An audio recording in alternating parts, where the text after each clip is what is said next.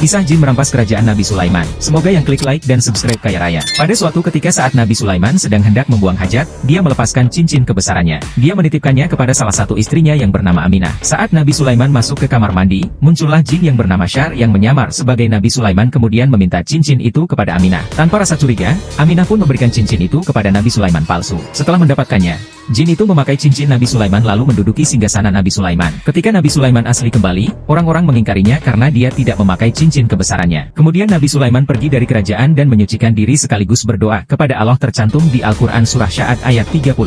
Singkat cerita, suatu hari Ashif bin Barhia berkata bahwa cincin Nabi Sulaiman telah dicuri oleh setan. Mendengar hal tersebut Syah pergi ke laut dan membuang cincin itu ke laut karena takut bahwa Nabi Sulaiman mengetahui bahwa dirinya lah yang mencurinya. Atas kehendak Allah, cincin tersebut dimakan seekor ikan yang ditangkap oleh Nabi Sulaiman. Ketika membelah perut ikan tersebut, Nabi Sulaiman mendapati bahwa cincinnya kembali. Setelah itu, Nabi Sulaiman pun segera kembali ke istananya.